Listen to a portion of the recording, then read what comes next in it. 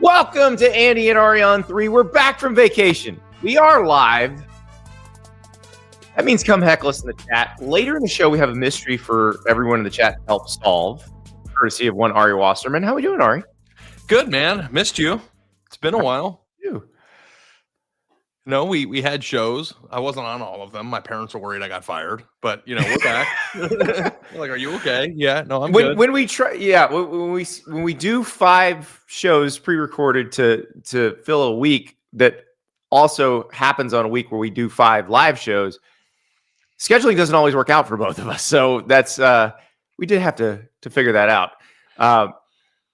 But I'm glad everybody seemed to enjoy the deep dives into the teams. We are going to do another deep dive week, the week of 4th of July. So if there's a team that we didn't hit last week that you would love to see us hit, we will do that.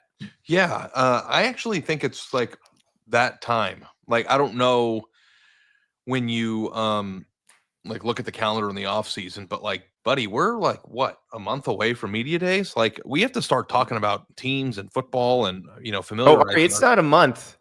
We're 3 weeks away from Big 12 media days. It's 3 weeks. God. 3 weeks. Like, I mean, I'm enjoying summer, but I'm ready too. So like, I always have this like weird conflict of like, well, I got to go to the pool on Sunday all day. That was fun for Father's Day, but at the same time too, it's like, can I just ask you something as it pertains to Father's Day? By all means. The NHL and the NBA both have finals right now. Are they screwed up? They did no game last night. Like, what are we doing? like all guys want to do. Like, yeah. What do you want to do? And I'm like, now granted, the NHL series had to go from Edmonton to South Florida, so I get that one. But yeah, the NBA does sometimes it's 2 days between games, and sometimes it's 3 days between games. And in this particular case, it's going to be 3 days. So we get the NBA game tonight, but we didn't get it on Father's Day. We did get an incredible U.S. Open finish. And I say this as someone who barely ever watches golf. I was transfixed yesterday. The drama of that finish was incredible. My problem with golf is that I always bet on the wrong people. And by the time it's the final round, it's like my guys have been cut or are like 5-7 strokes behind. But I do love golf. I don't know if I'm getting to the point in my life where I feel like I want to take lessons, but like I really enjoy watching it on TV, at least the big tournaments. There's nothing like the Masters. Everybody likes the Masters, but I did watch the US Open, and that putt that Spawn hit at the end of the day, that was sweet. He hit 3 of those on the back 9. I mean, the 64-footer at the end was amazing, but he had 3 really long putts on the back 9 to keep himself in contention, or 2 to keep himself in contention. I mean, the guy bogeyed 5 of the first 6 holes. He had a 40 on the front 9. It was insane. It was a beautiful, beautiful day. And like, you had John Rahm just sitting in the clubhouse at 4 over. Like, am I going to be in a playoff? and then finally, it worked out that McIntyre, has the plus 2 or no, he was +1 and goes in at +1 and is sitting there waiting for the playoff. And then it doesn't come because JJ Spawn just was lights out on 17 and 18. I've got a sweet little night mapped out for me tonight, though, because my wife's out of town on business for the night. So we'll have the daughter in bed by 7:30, and I'm going to have a little siesta, maybe order some pizza or do something and watch this NBA game alone. Just so you all know, I am on the Pacers 6-1 to win the series. So I'm very upset about the way the game went the other night. They were right there too. If they hang on to that, they're winning the series. Like, there's no question. I also had the Pacers +6.5 in the game, and they did not cover that either, which was absolutely insane. With these like fouls before they lost by 7, right? Wasn't it 111 and 104? Yeah, they lost by 7 because the other team got to shoot technical free throws on multiple possessions with the less than a minute left because they were fouling before the inbounds. But that's I'm not upset about it at all. But I am excited to talk about what we're going to talk about today, and it does really start to feel like football season's around the corner. You're coming out here. I'm going out to Vegas with you for Big Ten. It's going to be a good time. And let's get into the show. I missed you. I hope you had a good Father's Day. What'd you do? Well, we'll talk about the experiences of the past week on tomorrow's show, because I want to get into it because it's really interesting. And it actually is part of our normal show subject matter. But I spent Father's Day in Durham, North Carolina at the Duke Academic Mega Camp with my son. And It was a lot of fun. Manny Diaz, shout out. They put on a first-class camp, and it was awesome. But we went to Tulane for one of their regular camps the previous Sunday, and then we were at the Duke camp on this past Sunday. So it was a lot of fun. But we'll talk later in the week about what it's like to be a dad at these camps. Yeah, I'm curious how that works, because it's not like it was when I played. Of course, we knew that because we cover this stuff, but it's such a strange experience. Like there's actually quite a bit of pressure in some of these situations, and I'm glad because it's helped my kid, because he's come out of it a lot more confident. He was terrified going in, and he's come out a lot more confident. But we'll talk about that, because it's a little more how the sausage is made in recruiting, because this time of year, if you click on 3, all the 4 stars and the 5 stars from the class of 26 and a lot of the guys from the class of 27 are committing these next few weeks. Like, there are a lot of commitments this past weekend. There will be a lot more commitments this coming weekend. And those guys have, multiple offers. They're just choosing. But in the camp circuit, you see who's just fighting for something, who's fighting for an offer, fighting for just the slightest shred of attention from a coach. It's pretty fun. Speaking of that, Ari, before we get into the topic of the day, which is the transfers who could change everything for their new teams, it is Elite 11 week as well. We put out Charles Power from On3 put out his top QB performances from the Elite 11 regionals. Number 1, a guy you have met up with and interviewed, Bell, the Texas commit, son of Raja Bell, former NBA player. The Elite 11, I know I blew it this year. I want to go next year. It's one of the best events of the year. And like, it's maybe one of the last times before the combine where all these guys will be playing on the same field at the same time, and I don't think people realize that. They look at these guys like they're high school kids, and they are, but the time span that it takes to go from this field to the combine is so short, and like 80% of these will probably be there. Because the Elite 11 does a really good job of scouting and deciding who gets invites. Obviously, it's a long, extensive camp circuit to qualify for it. If you make it to the finals, like, you're legit. So, and if you are one of the teams here that, has commitments, Miami, Texas, Tennessee, Washington, Arizona State, Houston, and Clemson with the top 11 here with commitments, you should feel pretty good about that. Arizona State's on there again too. Love to see it. You really get a good perspective. They've got old Elite 11 participants, sometimes pro players, sometimes college players out there working out with players. And so you can kind of see like what it looks like. I remember a few years ago, Caleb Williams was out there slinging it around with the high schoolers, and you could see like how much better you get from senior year and to junior year of college. But I love it. I love this stuff. And the Elite 11 is going to always kind of pave the way for the future stars of the sport. And Texas has got a good one in Dia Bell, and so do the rest of the teams. Faison Brandon is one that the Tennessee folks are very, very excited about. And look, their quarterback situation being what it is, they've got 2 young guys. They've got Joey Aguilar. So it is going to be the fascinating event. Is a real spectacle when you have a player who's like up and away number 1 who hasn't committed yet, or has recently committed. I remember it's not so long ago because Arch Manning didn't do this, but I know that Dylan Raiola, when he was there, it was a big deal. And when Quinn Ewers was the number 1 overall player, like going out and seeing that person usually is like a reason to get on an airplane. And it's always so pretty there too. Like, it's at some high school, like in Newport or Manhattan Beach, and it gets chilly at night and they're just out there spinning it. It's a fun time. Well, cannot wait to see the results. We got Manning Passing Academy coming up next week also. So it's going to be fast and furious for the quarterbacks here these next couple of weeks. Speaking of quarterbacks, let us talk about our topic du jour, the transfers who could change everything for their new teams. And the idea for this came from a story that our guy Pete Nakos wrote at On3 last week. He was doing this. He talked to Tim Lester, who's the Iowa offensive coordinator, and they were talking about Mark Gronowski.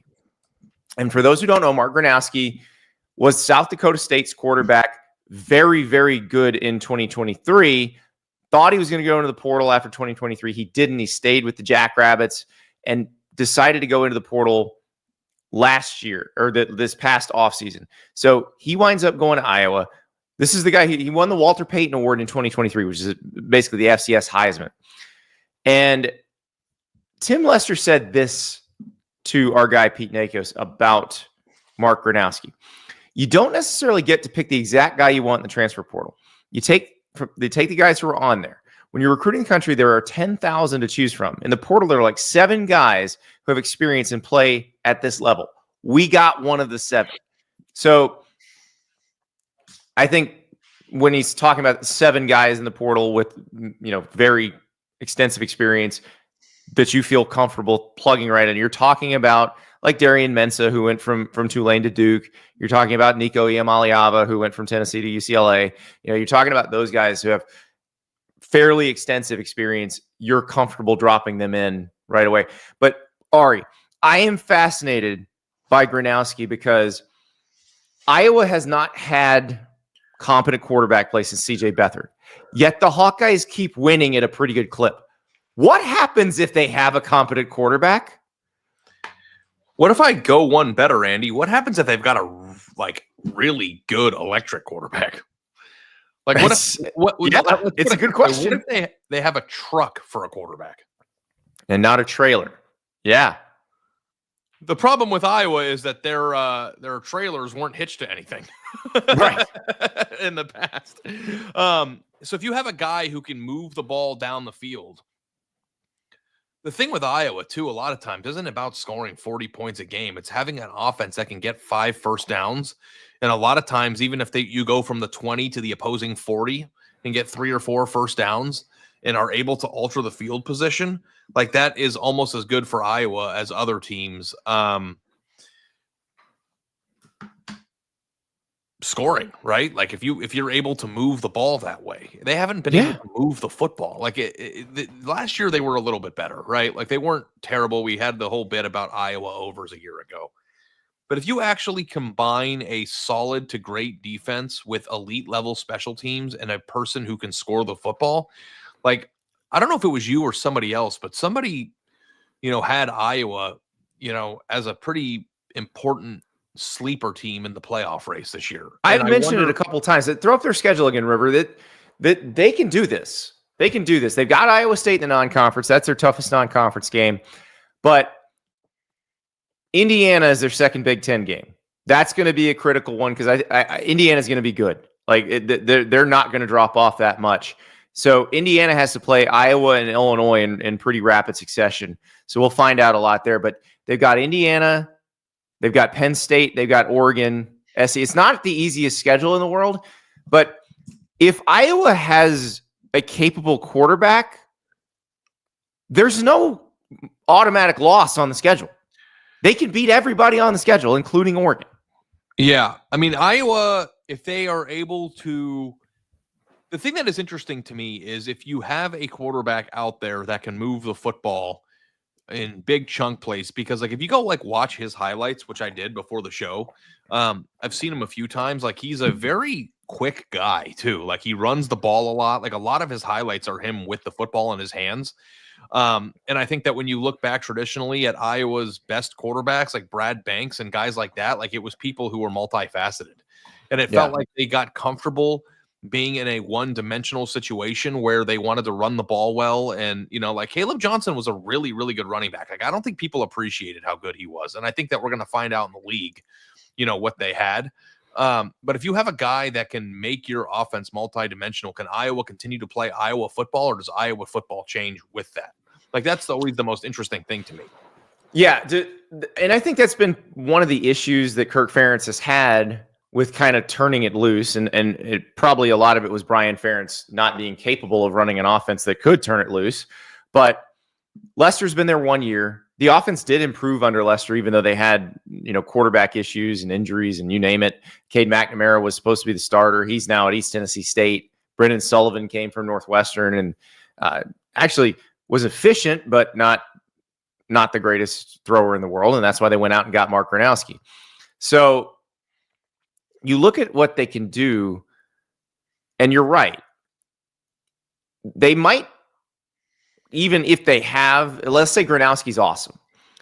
He might not put up the biggest numbers in the world because they still want to let that defense and that special teams dictate the tempo and the pace of the game. But it also may allow them, if they get into a game with somebody who has the capability of scoring on them, like in Oregon, like a Penn State, that they can stay with them.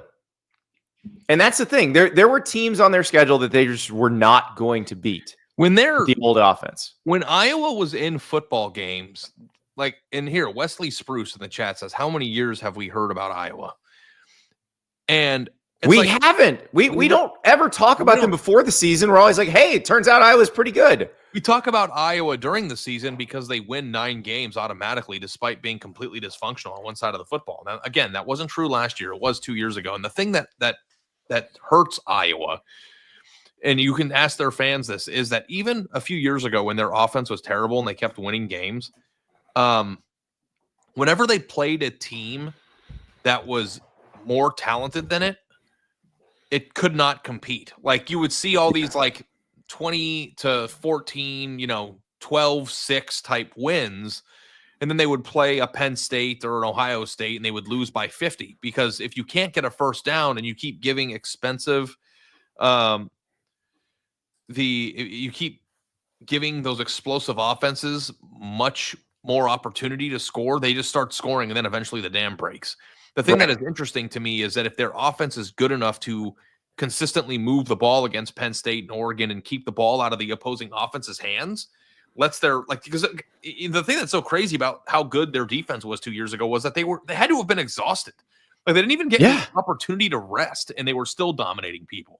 And if you need a good punt inside the 5 or you need a explosive play, shout out to Cooper DeJean and special teams. Like you got it from them. And I think that's something that you can count on. You were never able to count on their offense. And this is a multifaceted discussion, Andy, because one, it's like, how good can Iowa be if they've got a functional offense? But then also two, Kirk Ferentz, we had a discussion about as a Heisman level, Hall of Fame level coach, right? Like you said, should he get in? And I believe that, the numbers and what he's made Iowa football in terms of consistency probably merits that. But the thing that has always just been interesting to me, and the reason why I think I make people so angry is that I'm always interested in what's next. It's true in my career. It's true in my life. It's true if I have a house, what's the next house? If I have a job, what's the next job? What's the promotion? I've always been fixated on growth and different. Iowa to me has always just seemed to be happy being pretty good and never wanted to take the risk or the leap of being great.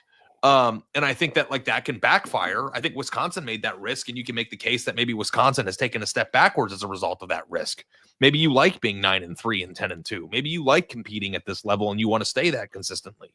But what if, and dare to dream, Iowa convinces a quarterback who's really good to come there, he thrives there, then what does Iowa become? A defensive juggernaut with a team that can actually attract a quarterback? Then what? Then maybe they don't lose by 30 when they play Ohio State. Maybe they don't lose by 30 when they play Michigan in the Big Ten title game.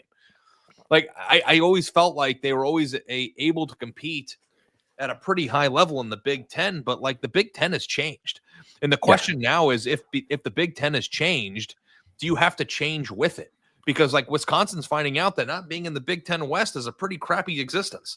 And nobody gets that benefit anymore. Iowa also had that benefit. Now they have to play Oregon, USC, and Penn State every year. If you throw up their schedule, I don't even remember what it was, but I know they don't have to play Ohio State this year. But don't they have to play Oregon and Penn State? They have Oregon, Penn State. They have USC, Indiana, which, in other years you would have been like, whatever. And I know people from the SEC are making fun of their schedule, but Indiana, Wisconsin, Penn State, Minnesota, Oregon, and USC all in a row is not an easy stretch. That's a pretty hard thing to deal with, especially because Wisconsin's a rivalry game. And Iowa State's good too. Iowa State's going to be very good this season. Yeah, and then they have to close on the road at Nebraska. That's not an easy schedule. And if they're able to traverse it and win 10 games, I really do think they'll make the playoff. Even if their 2 losses are to Penn State and Oregon, especially if they have a good enough offense to keep those games competitive. The problem with Iowa is they've never taken a step forward and gotten over the hump of competitiveness against the elite teams. And think about all these first round tight ends that have come out of Iowa, first round offensive linemen. you should be able to parlay that into effective offenses, and they really didn't. Let me run you. So this is probably the best season an Iowa QB's had in the last 10. So Nate Stanley, I was thinking it would be CJ Beathard, but it was actually Nate Stanley in 2019. So they won 10 games in 2019. Completed 59.4% of his passes for 2,951 yards. He averaged 7.4 yards per attempt with 16 TD passes and 7 picks. Those are very average numbers. And what I mean by that, I'm not like, it's still Iowa, so I don't expect he had 399 pass attempts. I don't expect the number to be off the charts on pass attempts. I don't expect the yardage number to be off the charts. But if you could have a quarterback average 8 yards per attempt, which is not even great, it's just pretty good, and then throw 20 TDs with 5 to 8 picks, like Iowa would win 10 games with that happening. Andy, I do this to you a lot. And it's maybe I'm good at podcasting or maybe I'm bad at it, but I knew I wanted to take this conversation somewhere and I didn't tell you guys about it in the chat because I wanted it to be natural. Okay. So 3 years ago, I made a point about Wisconsin. It was in the middle of the end of the time when Paul Chryst was the coach. Mm-hmm. And I don't remember if I wrote a column or I tweeted about it, but I made Wisconsin people very upset. And I said, Wisconsin has to do something to modernize their offense or they're going to get left behind in the sport. And people went berserk, right? Because Wisconsin at the time was a pounded, defense. I mean, Wisconsin was the better version of Iowa, right? Like they right. had maybe not as good a defense that Iowa had 2 years ago.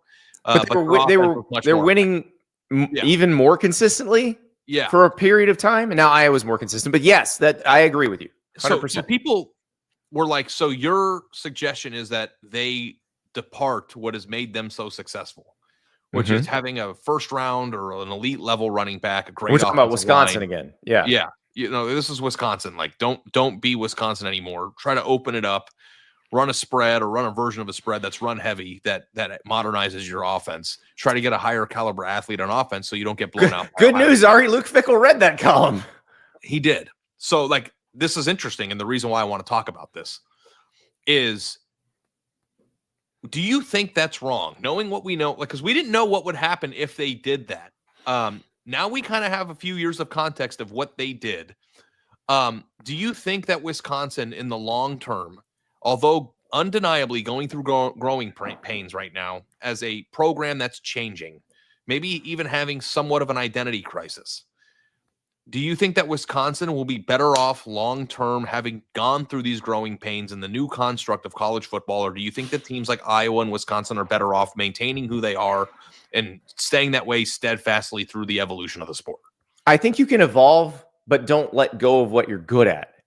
And I think Wisconsin kind of let go of what it was good at, because what was Wisconsin great at?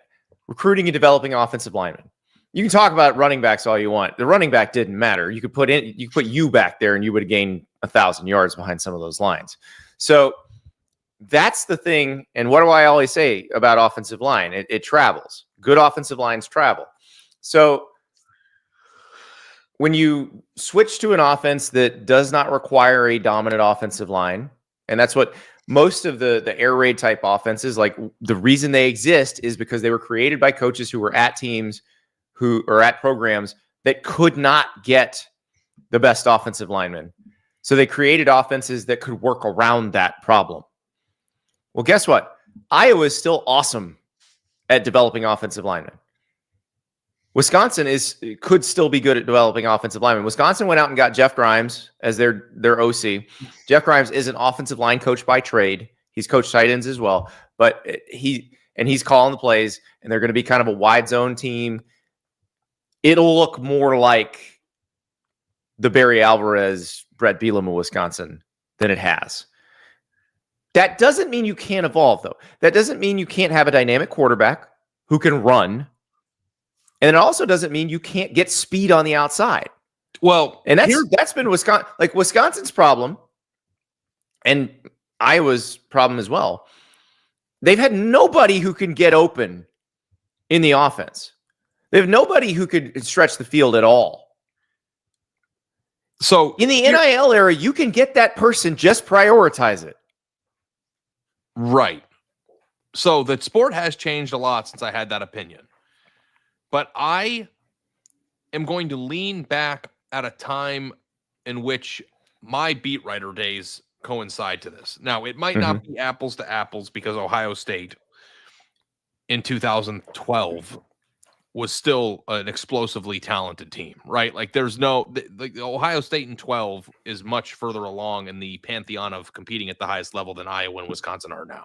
Right, but that was not a great Ohio State team, even though it went undefeated. But I'm just saying, like, the players they had on, I mean, they had Terrell Pryor and DeVere Posey and guys on their team. Right. But you remember what Ohio State was under Jim Tressel. Ohio State was turbocharged Iowa. Great defenses, explosive offensive playmakers, but, you know, nothing good happens after midnight. Punt is the most important play of football. Like, I mean, Jim Tressel would say punting is the most important play in football. And maybe he's right, or he was back in the day. So when Urban Meyer took over, there was kind of a internal clash from fans who were half, we won a lot of football games being Ohio State and being the most talented version of Iowa possible. And there was a section of the fans that were tired of getting their ass kicked by the SEC on the national stage who were excited about Urban Meyer's arrival. And it's funny because Luke Fickell had a front row seat to all this. Urban Meyer comes in and they change to a spread. And you know, if you've ever covered a team that changed their offense, how exciting and how scary that is for fans and how fun it is to write about. And Ohio State went to a spread and they had a more explosive offense, but they were a very run-heavy team. If you go back and you look at how they won the national title in 2014, they had a great offensive line and they ran the ball down the opponent's throats. That's why their quarterback. Yeah, you can play a spread that isn't chucking it 60 times a game. So that's what so my point for the changes is that, like, you can be a run-heavy spread team that has a great offensive line and pounds the ball. And when I said about the thing about Wisconsin, I didn't mean go run the Texas Tech air raid from Mike Leach era. I meant spread it out, do some different things while maintaining your identity as a run-first team. Well, that is what they wanted to do because they hired Phil Longo, who they were looking at like the 2020 North Carolina season where he was the OC, and that team ran the ball great. Yeah. But it didn't work because they didn't have any receivers who scared you. They didn't have a quarterback who scared you. So you got to have both of those things. I actually think what Iowa does offensively is potentially coming back around to being an advantage because defenses have gotten so small and so light trying to cover spread offenses that put 4 and 5 receivers on the field. And you got to cover all these, these fast guys that when you have a team that can pound you up front, that sends a 225-pound running back at you 25 times a game, you don't have the beef up the middle to deal with that anymore. Like your nose is smaller. Your middle linebacker is smaller. This is where Iowa can actually make some hay here. But you still have to have somebody dynamic to throw the ball and a couple of dynamic guys to catch the ball. I'd say one bigger guy who you put on the outside, one smaller guy who you kind of, this is what we talk about with Auburn with Cam Coleman and Eric Singleton Jr. You have those guys to torture defenses, make you play honestly on defense, not load the box. So they got to do that. But maybe Mark Gronowski changes the math on this. Let me ask you this, though, before you change it, because I can sense it's changing. Do you think Iowa, being Iowa, forget Gronowski for a second, forget the Wisconsin discussion, Iowa being peak Iowa can win 9 games a year anymore? The old Iowa. The Iowa from 2022. No, not unless they just get a really easy Big Ten schedule draw. So we agree that you probably have to evolve at some point. Like, I think that a lot of times, and like, I don't know, I don't want to speak for Iowa fans, but like Iowa fans knew what they were, which is a tough physical team that could beat 85% of the teams in college football, but could not compete with the top 5%. Is that a fair assessment? And they were okay with that. I'm wondering though if they have come to a point now where like the steadfast, stay who we are, never change Iowa-ness that Kirk Ferentz represents and has been over the course of his long career as the longest tenured coach in college football.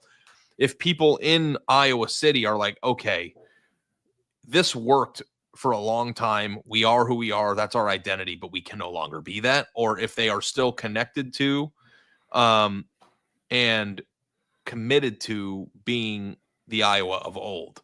But like, I think Wisconsin has had a tougher few years. I think that Wisconsin going through these growing pains right now probably will service itself better in the long run. And I think Iowa might have to do it too. I don't think so. I think getting a better quarterback will be the thing that fixes it. And Iowa may have done that. It's interesting. I think that Wisconsin... Because Wisconsin hasn't had a quarterback that scares you since Russell Wilson transferred there for his final year. Yeah, I know. I don't want to practice Scott Tolzien erasure here, but like Wisconsin QBs have not been great. What's the thing when the Amish go out? Rumspringa. Yeah. Is Wisconsin doing that right now? Like Wisconsin's an Amish. No, they're not. They're going back to it. They had Rumspringa. That was the Phil Longo, and they fired him. Rumspringa means that I don't know how to pronounce this word. Rumspringa. You're supposed to go out and experience the world and decide if you want to return to the Amish lifestyle. Yeah, now they're going back and raising barns. Their Rumspringa is over. So they went to so Wisconsin went to New York City and is like, okay, this is just not for me. I want to go back to the Amish life. Is that what you're saying? I'm done with you, English. We're going back. No, but what if they went out to New York City, though, and they're like, okay, I don't like the drugs and the gambling and the sex and all this crazy stuff. But you know what? The pizza's pretty good. We're going to bring back the pizza oven. The iPhone's incredible. Yeah, or the iPhone. Or we're going to, like, tweak it a little bit, and that's going to service us better in the future. Hey, we tried You know what would work better? Getting a really good quarterback. No, I know, but that's always part of it. It doesn't matter who you are. Having a better quarterback improves, but like, and we'll see. I mean, Billy Edwards Jr. from Maryland is who they got, so we'll see how they do. It's like that's not the point. Is a philosophical. Everybody wants the best quarterback they can get. That's true for everybody. Just get a better quarterback and use him, and let it. And that's where Gronowski comes in Iowa. If he's as mobile as we saw him at South Dakota State, and he keeps plays alive, and he can be kind of a Houdini type, he'll make their offense more dynamic just by doing that. They won't have to call different plays. They'll already be more dynamic. So we'll see. By the way, if you want a more dynamic viewing experience, if you're watching on Twitter right now, come join us on YouTube. The next link down is the YouTube stream. We're cutting off the Twitter stream, so come join us on YouTube. We're going to talk about some other guys who could change everything, just like Mark Gronowski could change everything for Iowa.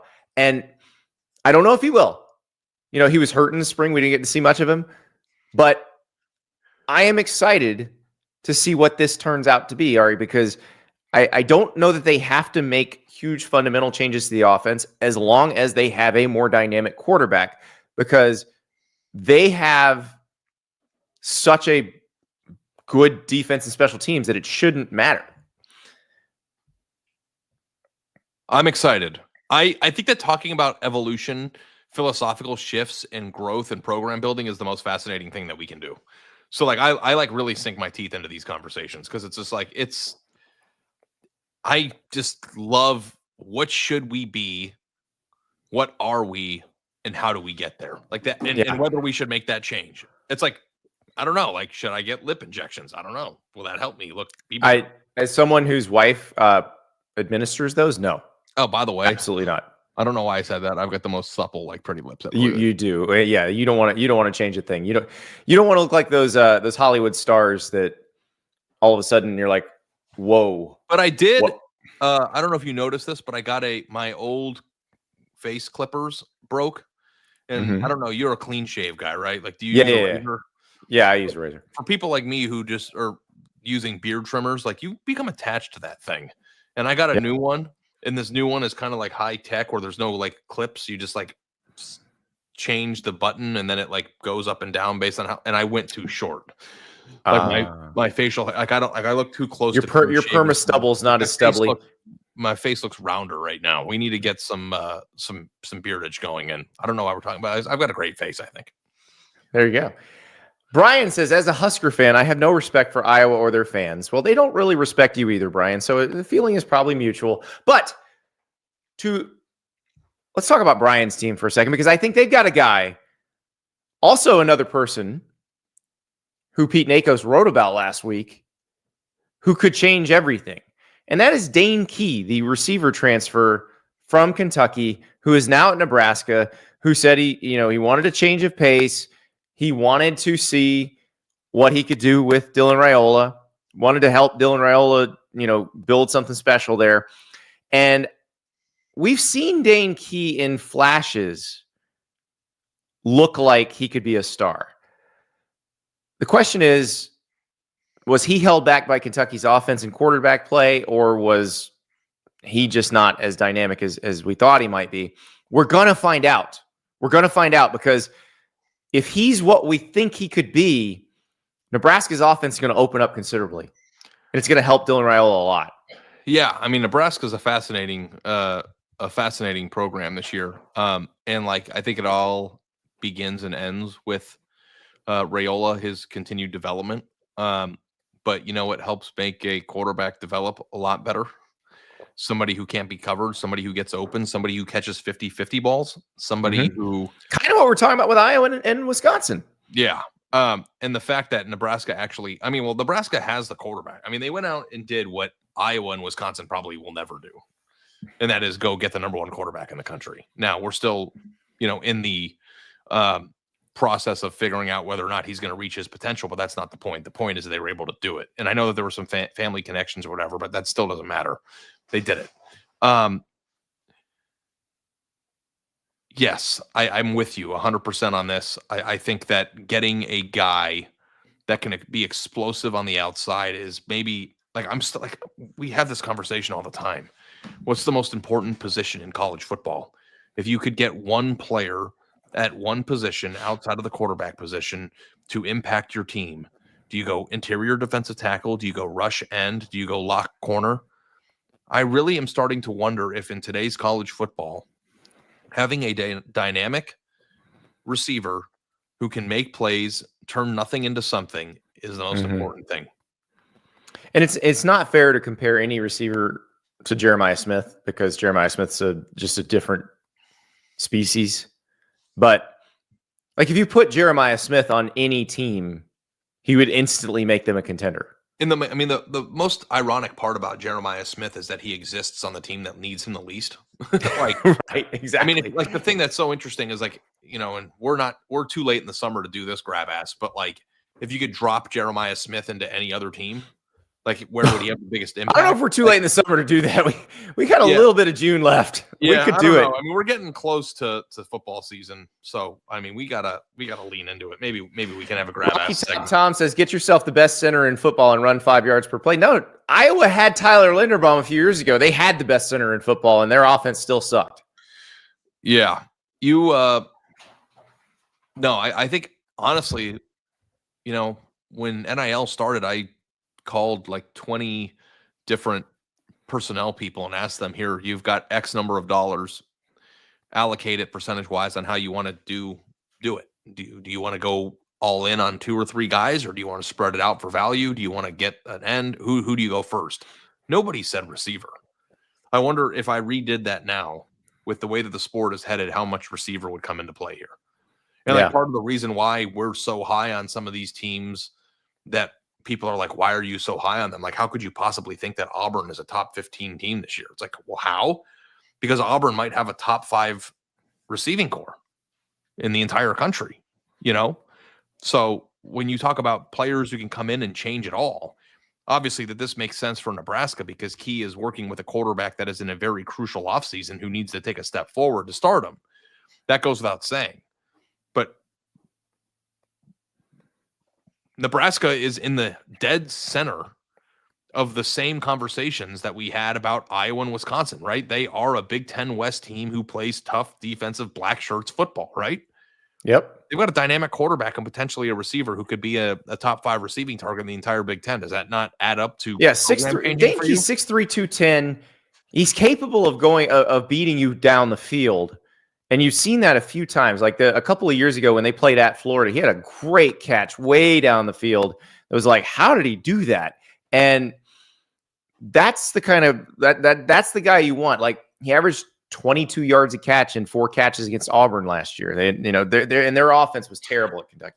So I'm excited to see what that winds up being. He unequivocally upgraded himself at quarterback, right? Like I know that I haven't always said the nicest things about Dylan Raiola, but he's certainly an upgrade from Zach Calzada, right? Like that's not even I mean, he didn't play with Zach Calzada. He played with Brock Vandagriff. But he made a huge improvement on who's going to be throwing him the ball by changing his school. So So we'll find out. This will be really interesting with Dane Key because I do think it changes the dynamics because I don't think Nebraska had anybody like that last year.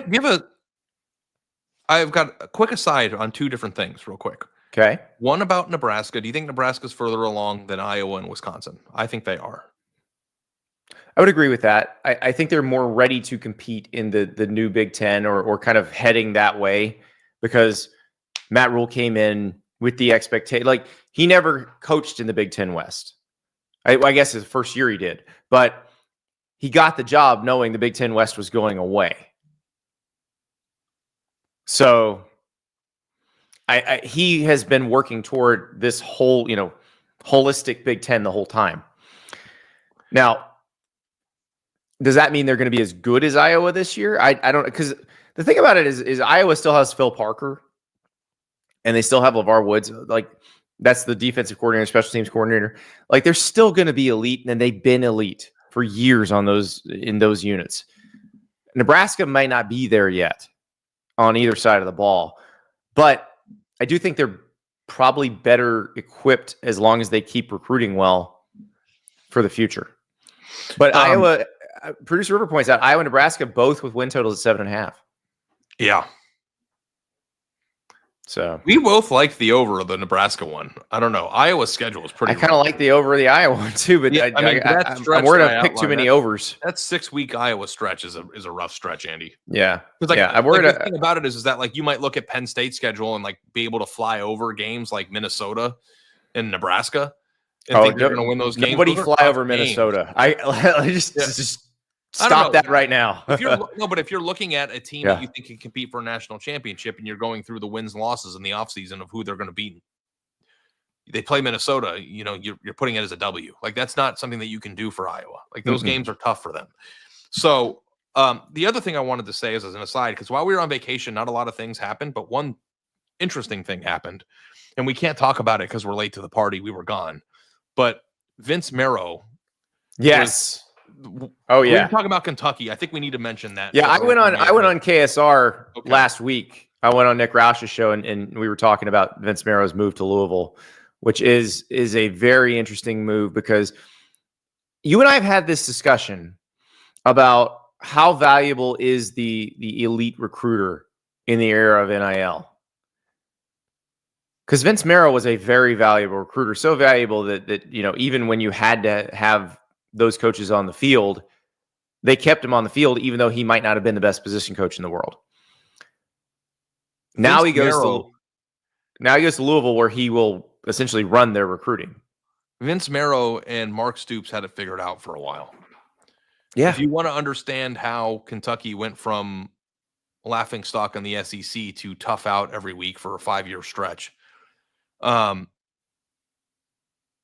they did it because they recognized that their home state from a recruiting territory was Ohio. Yeah. That they were able to sell the SEC to all the cast-offs in Ohio that didn't get Ohio State offers, and they were able to beat the Big Ten teams that should be getting those second-rate players in Ohio, who, by the way, are very good. Like guys like Lynn Bowden, for instance. Bowden, sorry, I don't know why. Bowden. He pronounced Bowden, but yeah. Bowden, whatever. It's spelled the same as Bobby Bowden, right? It is, yes. So excuse me for not getting that right. But like, anyway, Ohio kid, They found him, didn't have an Ohio State offer. He goes down there and is awesome. They did that repeatedly all over the field, and they treated Ohio like they were in state. And it was a great plan. I don't know how much that plan can work now in the transfer portal NIL era, but it was a great plan. And they were, thick as thieves. So, I'm sure that at KSR, they've got more insight on how that happened, but I was surprised to see that not only he left, he went to a rival. Well, remember, there was a rumor he's going to go to Louisville last year. Yeah. And he didn't. And they paid him more and he stayed. So it will be interesting to see how much that changes, because I don't know in the NIL era how much it matters. I keep going in circles on it, because it's like, okay, does that really matter? You can just offer money. And then you think, okay, well, but if everybody's offers are fairly competitive, then having that person who does establish their good relationship with the players that the player wants to come, see every day, then that does matter. So we're going to find out. The question is like, how much does having a recruiting plan matter? Like back in the day, like you would used to rank jobs based on which teams had the most clear and identifiable plans to building. It's like, does that even exist anymore? Like, I think that still matters a lot. It does, right? And Kentucky had it. And I don't know if Louisville can duplicate it. But if Louisville, I think Jeff Brom already knows what he wants. I don't think he wants to necessarily duplicate what Kentucky did. I just think he knows that Vince Marrow can help him get good players. But Louisville, if you go look at like Louisville's recruiting classes, and I think I talked on the phone with Jeff Brom for a half hour a year ago or a year and a half ago. We talked about this. Like, where were all of Louisville's best players from traditionally? They came from Florida. Okay. Yeah. A lot of them came from Florida. Like Lamar's from Florida, right? Teddy Bridgewater's from Florida. Yeah. Yep. I think a lot of their players came from Florida. Well, that was the Charlie Strong era. They had a lot of good players from Florida. Louisville Petrino didn't, other than Lamar, didn't just kill it in Florida. But as somebody who lived and covered recruiting extensively in the state of Ohio for a decade, like Louisville was not much of a factor in Ohio. And I don't know if that was by choice or if that was, being boxed out. But I'm very curious if Louisville's recruiting strategy of going and getting the 3-star offensive tackle that Ohio State doesn't have room for because they have a 5-star kid from Houston, and bringing him in and developing him into a great player is going to play, or if other teams in the Big Ten like Michigan and Michigan State and Purdue and all those teams that should be recruiting those Ohio players are doing it as well, or if that's even something that you duplicate in this era. Like, I think that that's all very fascinating stuff. Yeah. Because Kentucky did it, and they did it well, and there was a result. I mean, I wrote a column called The Big Ten Killer. Like, Vince Marrow used to sit in his office at Kentucky, and every time Ohio State would take a 5-star commitment at a position from Florida or California or Texas, he would fist pump. One less spot on Ohio State's class. And just go get that, whatever that guy in Ohio is. Yeah. Let's go get the guy that Jim Tressel would have gotten out of Ohio. That's the. Yeah. And it didn't hurt Ohio State. Who it hurt was Michigan State, Wisconsin, programs like that. That would have gotten that guy. Mark D'Antonio would have gotten that guy. If you go look at the Michigan State teams, especially the ones from 13, 14, and 15 that were the biggest thorn in Ohio State's side during the times in which that they were competing at a high level, a lot of their best players were those 3-star linebackers from Cleveland that Ohio State didn't take. Yeah. Who went to Michigan State, developed for 2 years, and then turned out to be all Big Ten players. Like Ohio is not a sexy state as it pertains to like how many 5-star players you might find in Louisiana and Alabama, and maybe not Alabama, but like Louisiana and Florida and some of these other places. But they've got a lot of gritty Big Ten-ish type players on that team that can make a major impact. So anyway, small aside, but really interesting when that was good. Like when coaches leave somewhere, it's always interesting. But when they go to a rival and they've been really, really important to their team, like I thought it was important to touch on that for 5 minutes. Can I give you a rule for life? We haven't done rules for life in a while, but sure. Can we throw a new rule for life out there? Sure. Never taunt a shirtless Coach O. That's true. Does that feel like a solid rule for life? Yeah, I mean, if he's not wearing a shirt, it means he's probably there to party. Like, I don't know what's going on, but, River, roll the clip. Sorry to bother you. All right, man. Here we go, baby.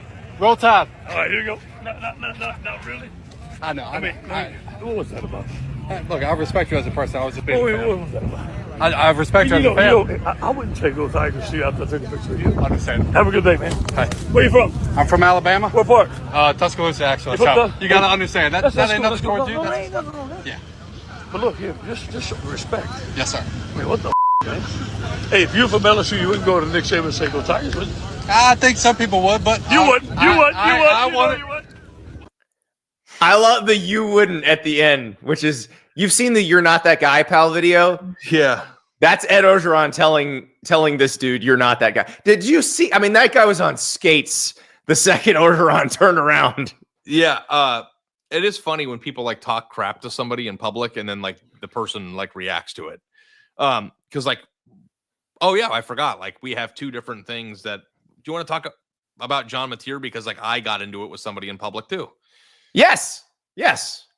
Let's do it. You want to talk about me getting into it?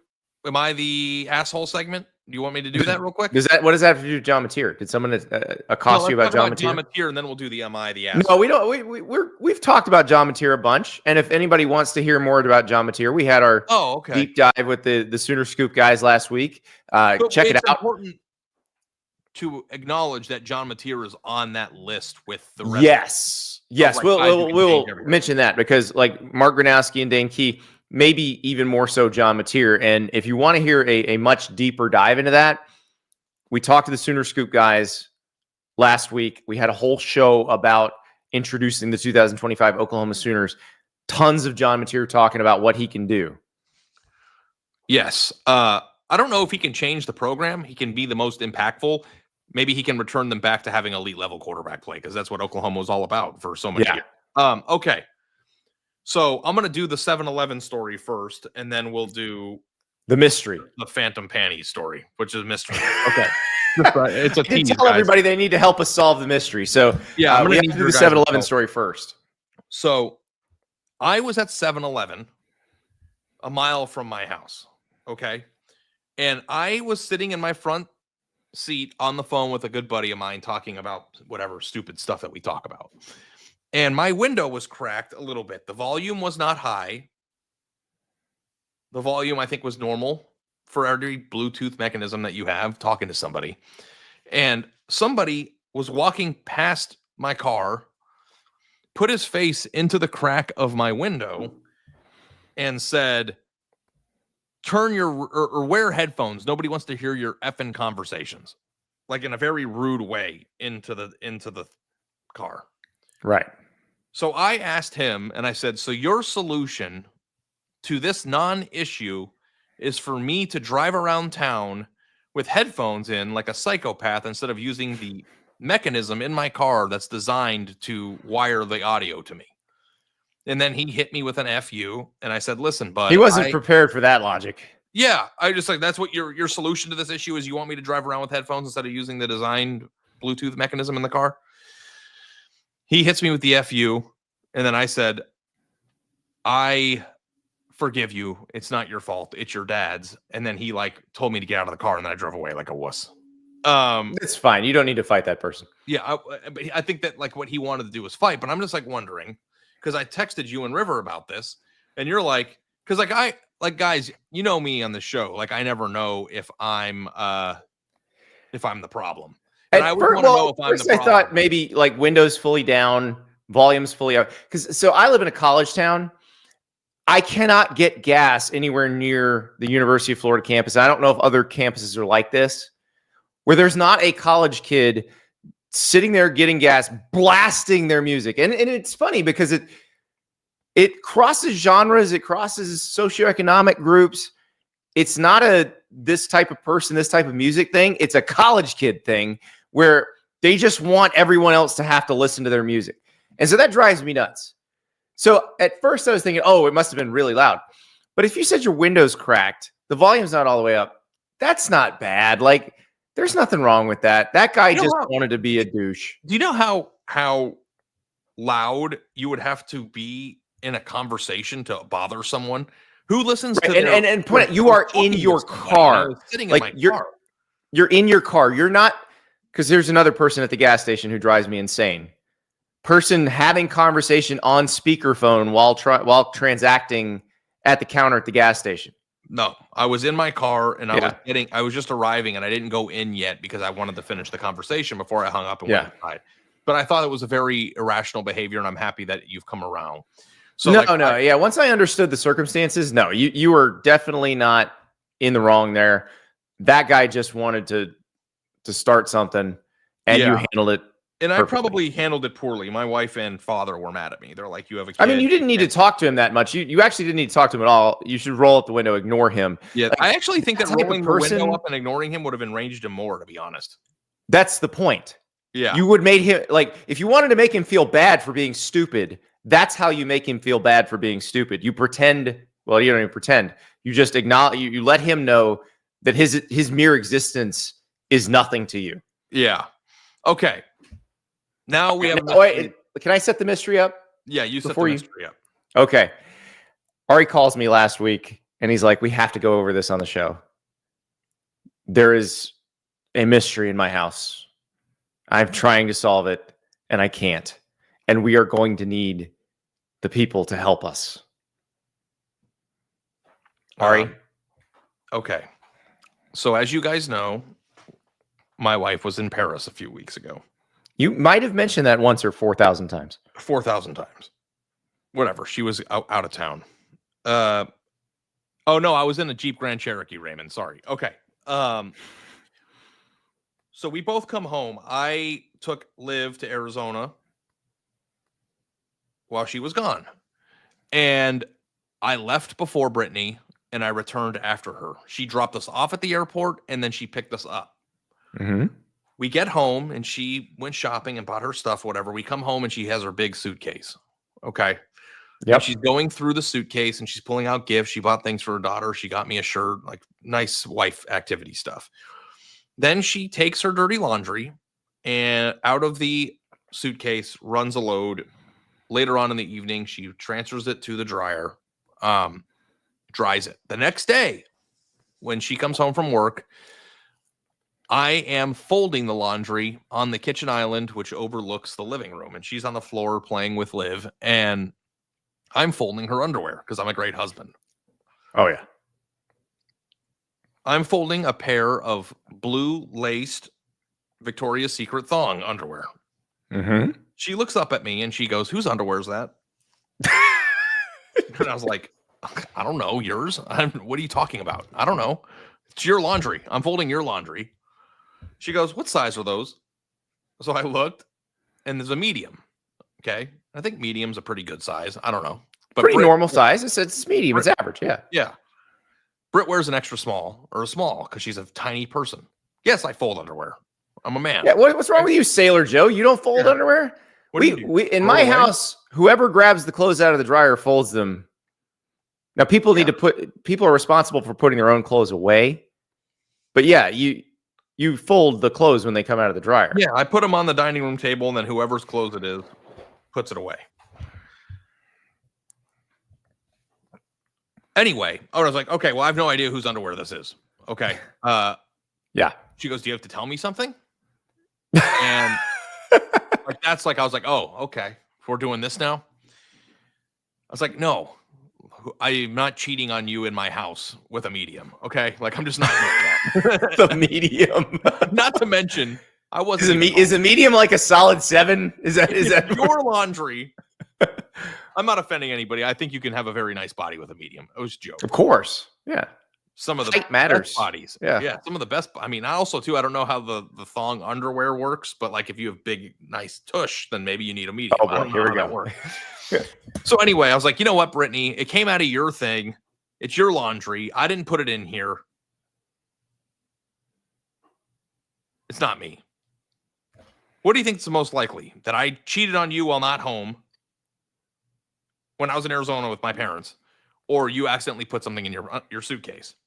So I text all of her friends a picture of underwear. And I know they're husbands, but it was funny because I was texting my friends' wives about their underwear. "Are these yours?" All of them said no. I texted my own mother a picture of thong underwear and said, "Are these your underwears?" She goes, "No, Ari, I don't wear underwear like that. What do you think?" I'm like, "I don't think about your underwear at all, Mom. I don't know what you wear or how you wear it, but I haven't even considered that." I texted her mother, "Are these your underwear?" Nope. But yeah, you know how desperate a man has to be to text their mother-in-law if that thong is theirs. So we don't know where this underwear came from. And like, you guys know me. Like, who am I? What girls am I getting? Like, you've listened to the show. I'm not getting girls. Where could this underwear have come from? Now, we have two leads. One, we have a maid who comes over and cleans our house once a week, who cleaned our house while we were gone. She's a fixture of our family. She watches our daughter. Totally somebody that we would trust. Did she do a pair of laundry in our... Did she do laundry while we were gone and then a pair of her own underwear? Possible. Stuck, you know how it gets stuck to the top of the laundry machine?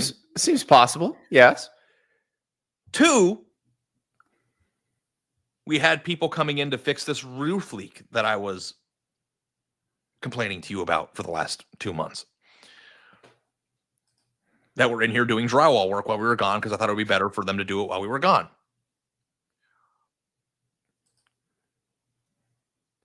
Did they have a girl come over? I don't know. Did somebody do something weird at my house while we were gone? I don't know. The things I do know are, one, I wasn't home, and I never was home without her. Two, we have a Ring camera. You can go check the Ring camera. Everybody who walked into our house since we moved in, if you don't believe me. Three, it was your laundry. So now I'm like stuck in this world. And listen, just so you guys know, I'm not in trouble. My wife trusts me explicitly. I certainly didn't do it. And if I did, I don't think I would be texting every single person on my phone, "Are these your underwear?" I did not. We haven't talked about it for 2 weeks. She's totally fine. No problems in my house. We still don't know where the underwear came from, and it's driving you insane. And it's like that Malaysian Airlines documentary. Like, I think about that once a week. Like, where did that plane go? Like, I need to know where the underwear came from. Game no bueno with a possibility I had not considered. That could be hot. Your wife is cheating on you with a medium. She's cheating on me with a medium. Yeah. So do you think it's a defense mechanism that she's putting it out on me when she knows where the underwear come from? But why would she create the problem? I didn't even notice they weren't hers. Right. Like, if she was cheating on me with a medium, which, by the way, yeah, she would have been like, "Oh no, those are mine," or something. You know, just you wouldn't have said anything. I would have off of it. Yes, she would have put it away. I wouldn't have noticed. Here's the thing that I said to her too. Scott, do you think Customs was having fun? I don't know. When she came back from France. But here's the thing. Like, if this were you guys, and I'm being serious, like, what would you think happened? Should I check the Ring camera? Because I haven't done it. Do you think some hot medium came over to my house and hooked up with one of the roofers while I was gone? I mean, so I had a situation where I was covering. But also, why would it be in the laundry machine? That's the thing. Like, why would it be in the laundry machine? Like, if they forgot their underwear, then they would have forgotten it on the floor somewhere. True, because somebody would have had to go and put that in the laundry basket. And if Britt would have seen it on the floor when she got home, and she was home for 6 hours before I arrived. Scott in the chat says, "This is fun." Yes, check the camera. But like, think about how many times people walk by your house and the Ring camera goes off, or how many times you walk in or drive. Yeah, it's a lot. It's a lot. I wouldn't even know what I'm going to sit here and check tape. grind some tape. Oh, I had a situation like this, slightly different. I was covering a conference basketball tournament when I was a beat writer. And this photographer, who's a freelance guy, he happened to be up there covering the same tournament. And he's like, "Hey, man, I couldn't afford a hotel room for the last night. I'm exhausted. Could I just go to your room and catch a quick nap?" And I was like, "Yeah, sure, whatever." I had one of those rooms with 2 beds. And I was like, "Yeah, whatever. Just don't use the one I was using." And I gave him a key. I get back to my room. I open the door. And there's a pair of panties in the door, in the threshold of the door. Very quickly, I realize what's going on. Very quickly. And I'm like, "Get the out of this room. And this woman screams. She's like, ah!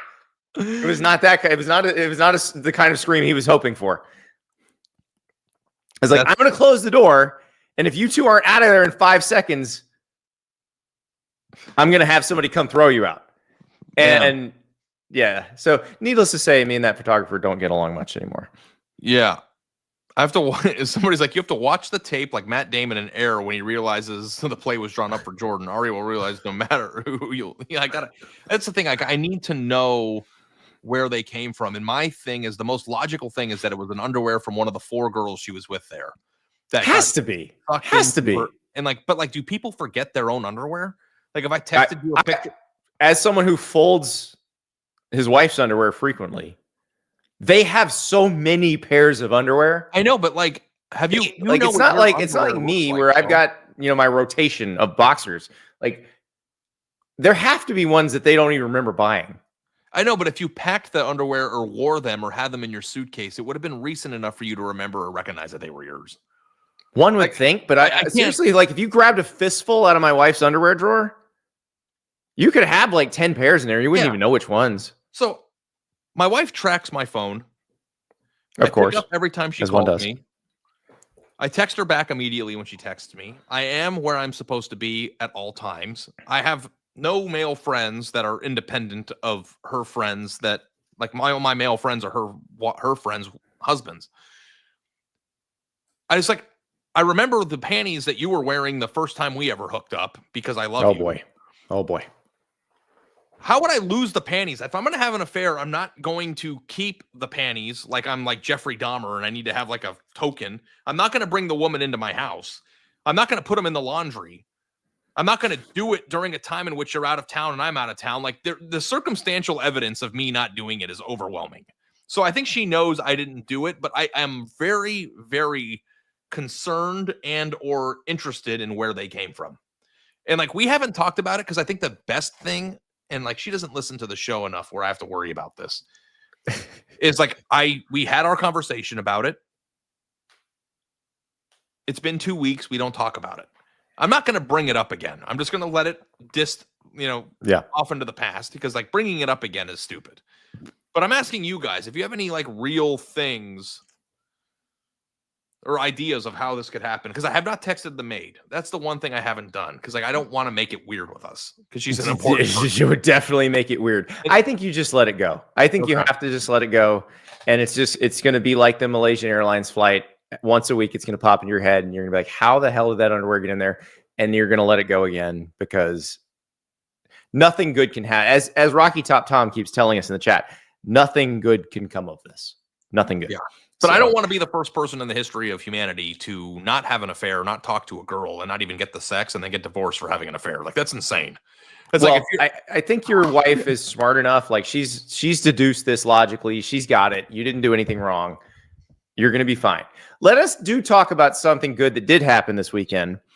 And it's from our friend Jeff, who's a daily listener to the podcast version of the show. Says, hi, guys. Happy Father's Day, and I hope you're enjoying a well-earned vacation. I'm a daily listener and also dad, 2 boys ages 6 and 11.